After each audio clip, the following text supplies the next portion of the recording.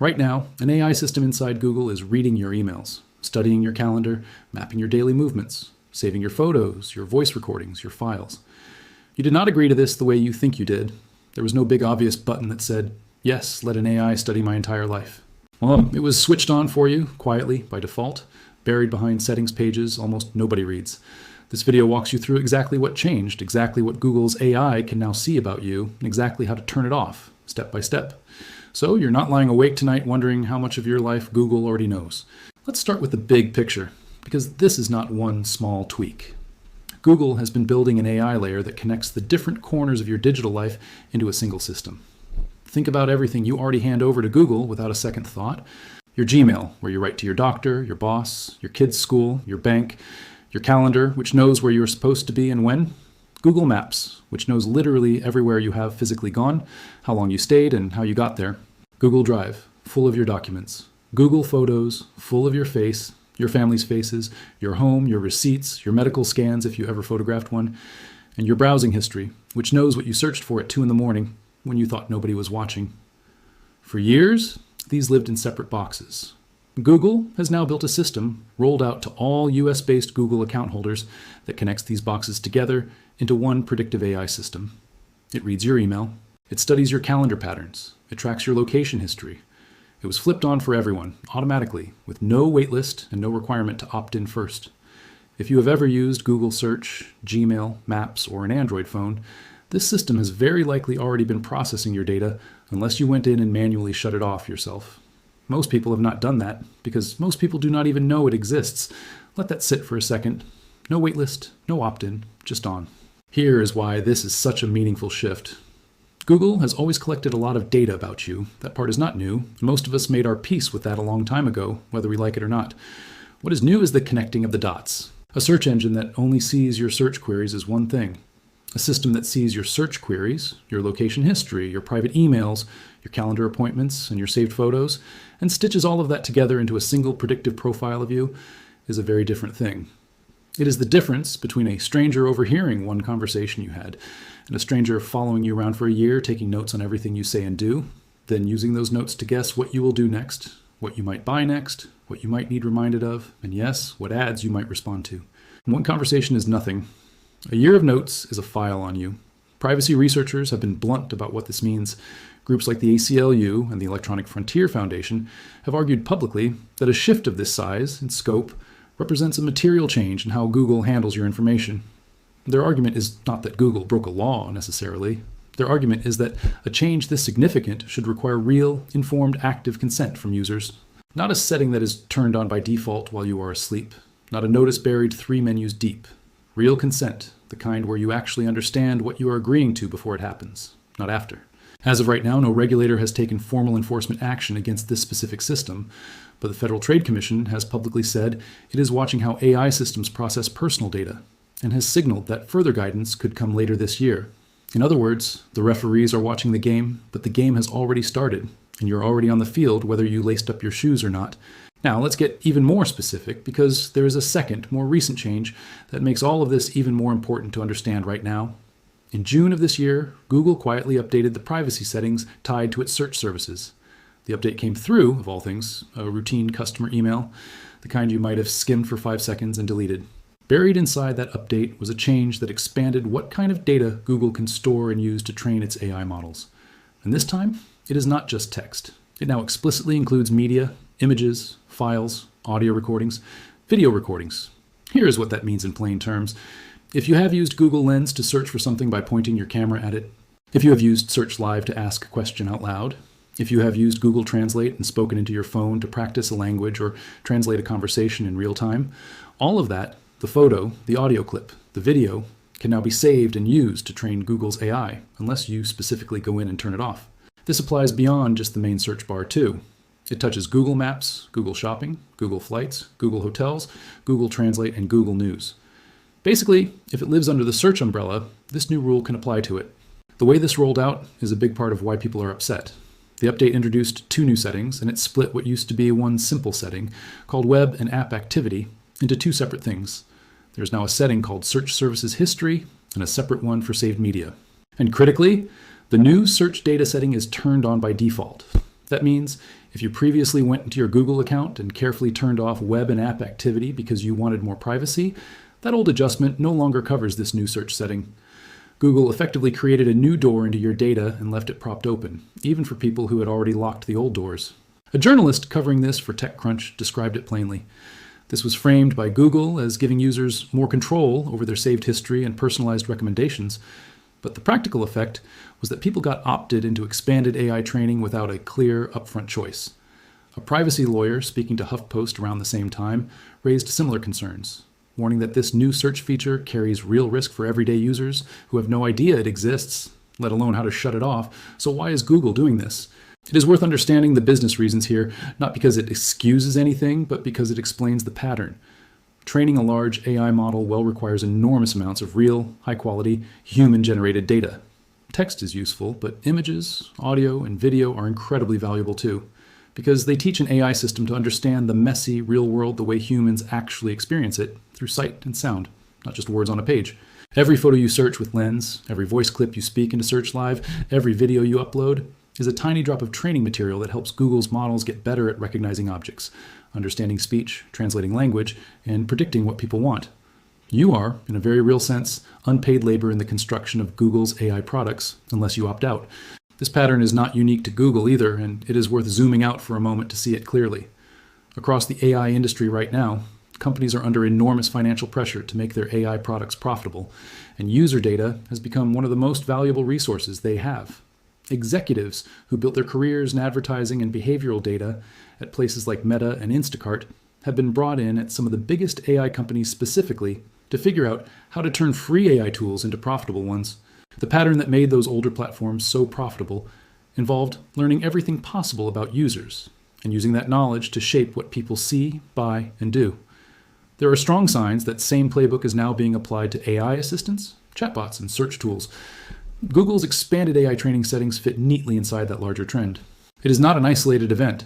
It is one company's version of an industry-wide shift. And Google is not the only company facing scrutiny here, so let's be fair and give you the full picture, not just one slice of it.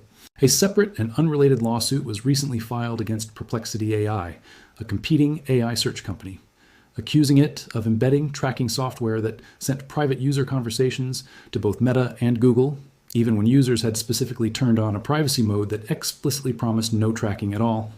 According to that complaint, the tracking software activated the moment a user logged in, giving outside companies access to what people typed before it even reached Perplexity's own servers. The lawsuit draws a pointed distinction too. It reportedly proposes to cover only free tier users, while paid subscribers were apparently operating under different, more protected terms, which raises an old and uncomfortable question about free digital products in general. If you are not paying for the product, are you actually the product being sold? It also helps to understand just how deep this kind of tracking can go once multiple systems start talking to each other. On its own, your location history is just a series of dots on a map. On its own, your calendar is just a list of appointments. On its own, your email is just messages sitting in an inbox. But once an AI system is allowed to connect all three, it stops being a pile of separate facts and starts becoming a behavioral model of you. It can learn that every Tuesday at 7, you drive to the same gym. It can learn that you email your accountant every March, and guess why? It can learn who your closest friends are based on who you message most and where you meet them in person. None of that requires anyone at Google to sit down and personally study your life. The AI system does it automatically, at a scale no human investigator ever could, continuously in the background, whether you were thinking about it or not. That is the real shift this story is describing. Not a single leak, not a single data point, but the quiet construction of a system capable of understanding you better than most of the people in your own life do. A broader context matters because it tells you this is not a Google-specific conspiracy theory. It is a genuine industry-wide pattern happening across nearly every major AI company right now, from search engines to AI assistants to chatbots. But since your focus, and the focus of a lot of people searching for answers right now, is specifically on Google, let's get very practical and walk through exactly what you can do about it, step by step, so you finish this video with something useful in hand, not just a vague sense of unease. The first and most direct place to go is your Google account's activity controls. Open a browser, go to My Activity. Google.com, and look for the Search Services settings, which will show you two separate toggles. One is labeled Search Services History, and the other is often labeled something like Save Media. Turn both of these off if you do not want your searches, your lens photos, your search live audio clips, or your translate voice recordings used to train Google's AI or stored long term. If you only turn off one and leave the other on, you have not actually closed the door, you have only closed half of it, so take the extra 30 seconds to check both. While you are in there, you will also see an option to set an auto-delete timer instead of turning things off completely, if you would rather keep some personalization but limit how long Google holds on to it. The options typically let you choose a window like 3 months, 18 months, or 36 months, after which older data gets automatically deleted. This is a middle ground if you still want some of the convenience features, like better search suggestions, without your data sitting on Google's servers indefinitely. Next, go to the broader activity controls page, sometimes found by navigating to My Activity, Google, Com, and then to the More Activity or Activity Controls section. Here you will find Web and App Activity, which is a separate setting from the new search services history we just discussed, so do not assume turning one off handles the other. You will also find Location History, sometimes labeled Timeline, which is the setting responsible for tracking everywhere your phone has physically been. If the idea of Google holding a detailed, time-stamped map of your movements bothers you, this is the setting to turn off or to pause. You can also delete your existing timeline history entirely, not just stop future collection, if you want a clean slate rather than just closing the tap going forward. You will also see YouTube history listed separately, which tracks what videos you watch and search for, and this feeds into recommendations and, again, potentially into broader AI training depending on your settings. If you want to limit how much YouTube knows about your viewing habits, this is worth pausing too. Beyond the search-specific and activity-specific settings, it is worth taking a broader trip through My Account, Google, Com, and specifically the Data and Privacy section, where Google groups together a wider set of controls, sometimes under a heading related to what is being called personal intelligence, the system we described earlier that connects your Gmail, calendar, maps, drive, and photos into one predictive AI layer. Do not simply accept whatever default choices are already selected there. Those defaults were chosen by Google based on what benefits Google, not necessarily based on what you would choose if you fully understood what was happening. Go through each toggle deliberately. Decide for yourself which conveniences are actually worth the trade-off, and which ones you would rather live without in exchange for more privacy. If you use Gemini, Google's AI assistant, there is a separate privacy hub specifically for that as well, often called the Gemini Apps Privacy Hub, where Google explains what data Gemini collects, how it is used, and importantly, that human reviewers, including trained contractors working for Google's service providers, may actually read some of the data you submit in order to improve the AI models. That detail is worth sitting with for a second. It is not only automated systems processing your conversations. In some cases, a real person working for a company or contractor may be reading through what you typed, especially if you flagged it, or if it was sampled for quality review. Google's own guidance is refreshingly direct about this. Do not enter anything into Gemini that you would not want a human reviewer to potentially see. Keep that in mind before you paste a sensitive document, a private medical question, or anything deeply personal into any AI chat box, not just Google's. It is also worth understanding how Google stacks up against its competitors here, because context helps you decide how much this should worry you relative to your other options. Apple has generally taken a different architectural approach, leaning heavily on processing data directly on your device rather than sending it to a server, and using something it calls private cloud compute with cryptographic verification for the rare cases when data does leave your device. The trade-off is that Apple's AI features tend to be narrower and less capable in some areas, because keeping data local limits how much the system can learn and connect. Microsoft has focused more on enterprise and workplace tools, with compliance features built for large organizations that already have strict data governance requirements. And Google's core advantage, the thing that makes its AI genuinely powerful, is the sheer breadth of data it already has access to across email, maps, search, video, and increasingly, payments.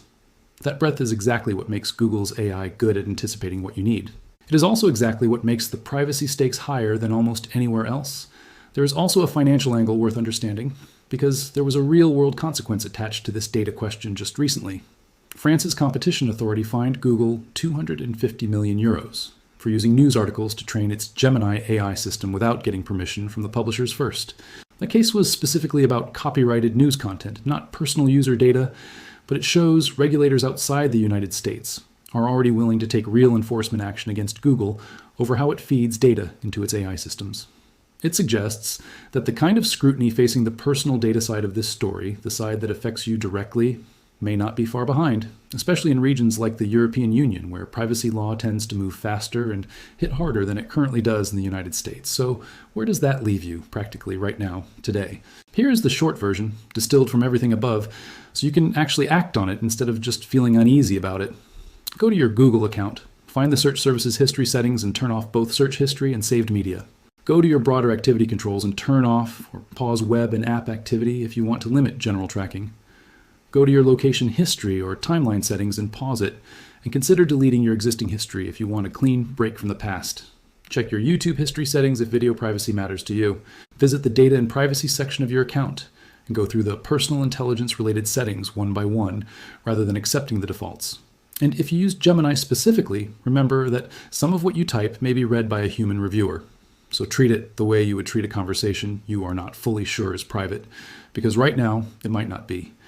It is also worth pausing on the difference between what Google says publicly and what actually happens by default, because that gap is really the heart of this story.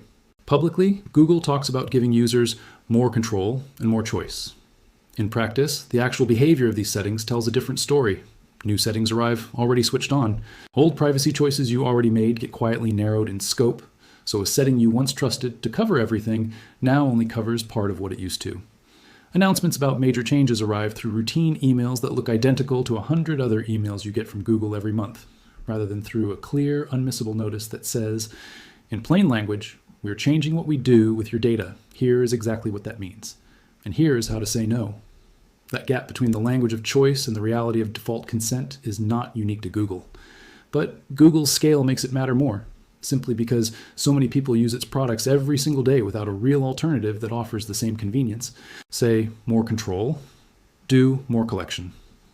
Watch the actions, not the press release. None of this requires you to stop using Google entirely, and honestly, for most people, that is not a realistic or necessary step. Google's tools are genuinely useful, and for a lot of people, the convenience is worth some level of data sharing. But convenience should be a choice you make with your eyes open, not a default someone else made for you and hoped you would not notice. The uncomfortable truth is that most of the systems we just walked through were not opt-in. They were opt-out, which means the responsibility to protect your own information has quietly been shifted onto you, the person least likely to have the time, the knowledge, or the patience to go digging through settings menus to find it. That is exactly why this story matters, and why "turn this off" is not just a catchy phrase for a title. It is genuinely the most useful thing you can do with the next 5 minutes after finishing this video. Not because Google is uniquely evil, and not because every AI company is secretly plotting against you, but because the entire AI industry right now is racing to build systems that need enormous amounts of personal data to function well, and the companies building those systems have strong financial incentives to collect as much of that data as possible, by default, unless you personally step in and say no. So here's the actual takeaway. This is not about panic. It is about awareness and a few minutes of maintenance. Go check your settings today, not next week, because these defaults do not wait for you to be ready. Turn off what you do not want being used. Keep what genuinely makes your life easier if the trade-off feels fair to you. And stay a little more skeptical the next time a privacy update arrives quietly in your inbox instead of loudly on your screen, because, as we have seen, that quiet delivery is often doing a lot of work to make sure you never actually read it. One more thing worth mentioning before we wrap up, because it changes how urgent this all really is. This is not a static, one-time change that already happened and is now finished. Google has shown twice within the last several months that it is willing to adjust these settings again, sometimes expanding what gets collected, sometimes splitting old settings into new ones that reset your previous choices. That means turning things off today is not a permanent fix you can forget about. It is closer to routine maintenance, the same way you might occasionally check the locks on your doors even after you already locked them once. Set a reminder for yourself, maybe once every few months, to go back into your Google account and confirm that the settings you turned off are still off, and that no new toggle has quietly appeared that you have not seen before. Companies rolling out AI features at this pace are going to keep touching these settings pages, and the version of privacy you set up today may not be the version that exists in your account 6 months from now unless you check. It is also worth telling the people in your life about this, especially anyone less comfortable digging through account settings on their own, like older relatives or people who are simply busy and have never had a reason to think about it. A lot of privacy harm in the AI era does not come from dramatic hacks or headline-grabbing breaches. It comes from quiet defaults that nobody bothers to explain to the people who are actually affected by them. 5 minutes of your time walking a parent or a friend through these same settings could matter a lot more than any single video, because it puts control back in the hands of someone who genuinely did not know it had been taken in the first place. If this helped you understand what is actually happening behind the scenes, the most useful next step is simple. Open your Google account settings right now while it is fresh in your mind and make the changes yourself. 5 minutes today is a lot cheaper than wondering later exactly how much of your life an AI system already knows.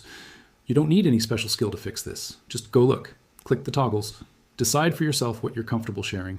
Don't let a default setting decide it for you.